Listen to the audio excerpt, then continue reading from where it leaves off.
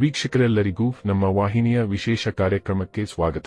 ಇವತ್ತಿನ ಈ ವಿಡಿಯೋದಲ್ಲಿ ನಾವು ವರ್ಷ 2025ರ ಮಟ್ಟಿಗೆ ಅತಿ ಮಹತ್ವಪೂರ್ಣ ರಾಶಿ ಪರಿವರ್ತನೆಯಾಗಿರುವ ರಾಹು ಗ್ರಹದ ಗೋಚರದ ಕುರಿತಾಗಿರುವ ಮಾಹಿತಿಯನ್ನು ತಿಳಿದುಕೊಳ್ಳಲಿದ್ದು, ಇಲ್ಲಿ ಬರೋಬ್ಬರಿ 18 ತಿಂಗಳುಗಳ ಬಳಿಕ ತನ್ನ ರಾಶಿಯಲ್ಲಿ ಪರಿವರ್ತನೆ ಹೊಂದಲಿರುವ ರಾಹು ಗ್ರಹದ ವಿಶೇಷ ಪ್ರಭಾವಗಳು ಈಗ ಇಲ್ಲಿ ಪ್ರತ್ಯೇಕ ಮೀನ ರಾಶಿಯ ಜಾತಕದವರ ಪಾಲಿಗೆ ಹೇಗೆ ಸಾಬೀತಾಗಲಿವೆ ಅನ್ನೋದೆಲ್ಲವನ್ನ ಅರಿತುಕೊಳ್ಳೋಣ.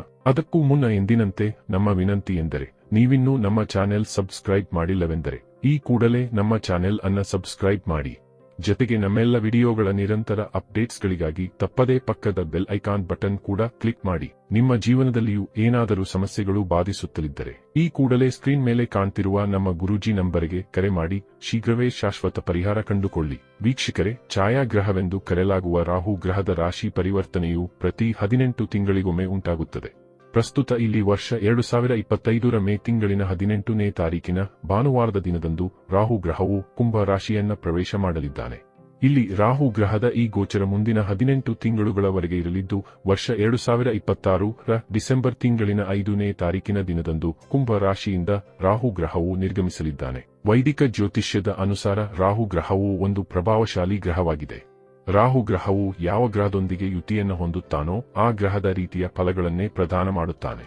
ಹೀಗಾಗಿ ಪ್ರತಿ ಬಾರಿ ರಾಹು ಗ್ರಹದ ರಾಶಿ ಪರಿವರ್ತನೆಗೆ ಹೆಚ್ಚು ಮಹತ್ವವನ್ನ ನೀಡಲಾಗಿದೆ. ಹಾಗಾದರೆ ಬನ್ನಿ, ಇಲ್ಲಿ ಮೇ 18ನೇ ತಾರೀಕಿನಿಂದ ಮುಂದಿನ 18 ತಿಂಗಳುಗಳ ಕಾಲ ಕುಂಭ ರಾಶಿಯಲ್ಲಿ ವಿರಾಜಮಾನನಾಗಲಿರುವ ರಾಹು ಗ್ರಹದ ಗೋಚರ ಇಲ್ಲಿ ಪ್ರತ್ಯೇಕ ಮೀನ ರಾಶಿಯ ಜಾತಕದವರ ಪಾಲಿಗೆ ಹೇಗೆ ಸಾಬೀತಾಗಲಿದೆ ಅನ್ನೋದನ್ನ ಇಲ್ಲಿ ತಿಳಿದುಕೊಳ್ಳೋಣ. ವೀಕ್ಷಕರೇ, ಇಲ್ಲಿಯವರೆಗೂ ರಾಹು ಗ್ರಹವು ನಿಮ್ಮದೇ ರಾಶಿಯಲ್ಲಿ, ಅಂದರೆ ನಿಮ್ಮ ಪ್ರಥಮ ಭಾವದಲ್ಲಿ ವಿರಾಜಮಾನನಾಗಿದ್ದನು.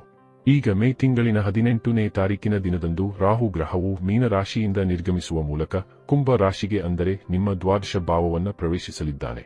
ಇಲ್ಲಿ ನಿಮ್ಮ ದ್ವಾದಶ ಭಾವದಲ್ಲಿ ರಾಹು ಗ್ರಹವು ಮುಂದಿನ 18 ತಿಂಗಳುಗಳ ಕಾಲ ವಿರಾಜಮಾನನಾಗಿರಲಿದ್ದಾನೆ. ಇಲ್ಲಿ ದ್ವಾದಶ ಭಾವದಲ್ಲಿ ಗೋಚರಿಸುವ ರಾಹು ಗ್ರಹವು ನಿಮಗೆ ಒಂದಿಷ್ಟು ಮಿಶ್ರ ಫಲಗಳನ್ನು ಪ್ರದಾನ ಮಾಡಬಹುದಾಗಿದ್ದು, ಹೀಗಾಗಿ ಇಲ್ಲಿ ನೀವು ಸಮಯೋಚಿತವಾಗಿ ನಡೆದುಕೊಳ್ಳುವುದು ಹೆಚ್ಚು ಉತ್ತಮವಾಗಿರಲಿದೆ. ಈ ಅವಧಿಯಲ್ಲಿ ನಿಮ್ಮ ಪಾರಿವಾರಿಕ ಜೀವನದಲ್ಲಿ ಒಂದಿಷ್ಟು ಒತ್ತಡದ ಸ್ಥಿತಿಯನ್ನ ನಿರ್ಮಾಣವಾಗಬಹುದಾಗಿವೆ. ವಿಶೇಷವಾಗಿ ಇಲ್ಲಿ ಕೆಲ ಜಾತಕವರು ತಮ್ಮ ಪರಿವಾರದಿಂದ ದೂರ ಹೋಗಬೇಕಾಗಿಯೂ ಬರಲಿದೆ. ಅಂದರೆ ಇಲ್ಲಿ ವೃತ್ತಿ ಜೀವನದ ಅನಿವಾರ್ಯತೆಯಿಂದಾಗಿ ಕುಟುಂಬದಿಂದ ದೂರ ಹೋಗಬೇಕಾಗುವುದು. ಇದರಿಂದಾಗಿ ಇಲ್ಲಿ ನೀವು ಪಾರಿವಾರಿಕ ಸುಖದಿಂದ ವಂಚಿತಗೊಳ್ಳಬೇಕಾಗಿ ಬರಲಿದೆ.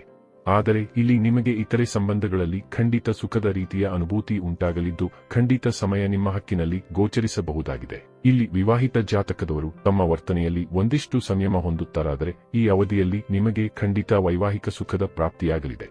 ಇಲ್ಲಿ ಇತರೆ ಕಡೆಗಳಿಂದ ಸಹಕಾರ ಲಭಿಸಲಿದೆ. ಹೀಗಾಗಿ ಇಲ್ಲಿ ನೀವು ನಿಮ್ಮೆಲ್ಲ ಜವಾಬ್ದಾರಿಗಳನ್ನು ಉತ್ತಮ ರೀತಿಯಲ್ಲಿ ನಿಭಾಯಿಸಬಲ್ಲವರಾಗಿ ಕಂಡುಬರಲಿದ್ದೀರಿ. ಇನ್ನು ಪ್ರೇಮಿ ಜಾತಕದವರ ಪಾಲಿಗೂ ಈ ಸಮಯ ಹೆಚ್ಚು ಕಡಿಮೆ ಉತ್ತಮವಾಗಿರಲಿದೆಯಾದರೂ ಇಲ್ಲಿ ನೀವು ನಿಮ್ಮ ಸಂಗಾತಿಯೊಂದಿಗೆ ಹೇಗೆ ನಡೆದುಕೊಳ್ಳಿದ್ದೀರಿ ಅನ್ನೋದರ ಮೇಲೆಯೇ ಎಲ್ಲವೂ ನಿರ್ಭರವಾಗಿರಲಿದೆ. ಒಂದೊಮ್ಮೆ ಇಲ್ಲಿ ನೀವು ಸಂಗಾತಿಯ ಬೇಕು ಬೇಡಗಳಿಗೆ ಸ್ಪಂದಿಸುವ ಮೂಲಕ ಅವರೊಂದಿಗೆ ಹೆಜ್ಜೆ ಇರಿಸುವಿರಾದರೆ ಸುಖದ ರೀತಿಯ ಫಲಗಳು ಖಂಡಿತ ನಿಮ್ಮದಾಗಿರಲಿವೆ. ಇನ್ನು ಸಂತಾನ ಸಂಬಂಧಿ ಮಾತ್ರ ಈ ಸಮಯ ಮಿಶ್ರದ ಫಲಗಳಿಂದ ಕೂಡಿರಲಿದೆ. ಇಲ್ಲಿ ನಿಮ್ಮ ಮತ್ತು ನಿಮ್ಮ ಸಂತಾನದ ನಡುವೆ ಅನಾವಶ್ಯಕ ಮತಭೇದಗಳು ಕಂಡು ಬರಲಿವೆ. ಇಲ್ಲಿ ನೀವು ನಿಮ್ಮ ಮೂಗಿನ ನೇರಕ್ಕೆ ಯೋಚಿಸುತ್ತಿರಾದರೆ ಅವರು ತಮ್ಮ ಇಚ್ಛೆಗನುಸಾರವಾಗಿ ಮುನ್ನಡೆಯಲು ಪ್ರಯತ್ನಿಸಲಿದ್ದಾರೆ. ಹೀಗಾಗಿ ಇಲ್ಲಿ ಈ ಸಮಯದಲ್ಲಿ ನೀವು ನಿಮ್ಮ ಸಂತಾನದ ಕುರಿತಾಗಿ ಒಂದಿಷ್ಟು ತಟಸ್ಥ ಮನೋಭಾವ ಹೊಂದಿರುವುದು ಉತ್ತಮವಾಗಿರಲಿದೆ. ಇನ್ನು ನೌಕರಸ್ಥರ ಕುರಿತಾಗಿ ತಿಳಿದುಕೊಳ್ಳುವುದಾದರೆ ಈ ಅವಧಿಯಲ್ಲಿ ನೌಕರಸ್ಥ ಜಾತಕದವರ ಮನಸ್ಸಿನಲ್ಲಿ ಒಂದು ರೀತಿಯ ಪ್ರಲೋಭನೆ ಕಂಡು ಬರಲಿದೆ.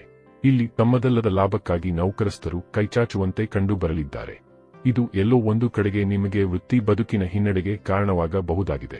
ಹೀಗಾಗಿ ಇಲ್ಲಿ ನೀವು ಹೆಚ್ಚು ಕರ್ಮನಿಷ್ಠೆಯನ್ನು ಹೊಂದಿರುವುದರೊಂದಿಗೆ ಅತ್ಯಂತ ಪಾರದರ್ಶಕವಾಗಿ ನಿಮ್ಮ ಕೆಲಸ ಕಾರ್ಯಗಳಲ್ಲಿ ತೊಡಗಿಕೊಳ್ಳಬೇಕು. ಇನ್ನು ಇಲ್ಲಿ ವ್ಯಾಪಾರಿ ಜಾತಕದವರು ಕೂಡ ಹೆಚ್ಚು ಪಾರದರ್ಶಕತೆ ಜೊತೆಗೆ ಕೆಲಸ ಕಾರ್ಯಗಳ ಕುರಿತಾಗಿ ನಂಬಿಕೆ ಹೊಂದಿರಬೇಕು. ಇಲ್ಲಿ ಒಂದೊಮ್ಮೆ ನಿಮಗೆ ಅನಗತ್ಯ ನಿರಾಶೆ ಬಾಧಿಸುತ್ತದೆಯಾದರೆ ಖಂಡಿತ ಗುರು ಹಿರಿಯರ ಸಲಹೆ ಸೂಚನೆ ಮೇರೆಗೆ ಮುನ್ನಡೆಯಬೇಕು. ಆದಾಗ್ಯೂ ಇಲ್ಲಿ ನೀವು ಕೆಲ ಬಾರಿ ತಪ್ಪು ಕಡೆಗಳಲ್ಲಿ ಹೂಡಿಕೆ ಮಾಡಲು ಬಹುದಾದ ಸಾಧ್ಯತೆ ಕೂಡ ಇರಲಿದ್ದು, ಹೀಗಾಗಿ ಈ ಸಂಬಂಧವು ಎಚ್ಚರಿಕೆ ಹೊಂದಿರಬೇಕು.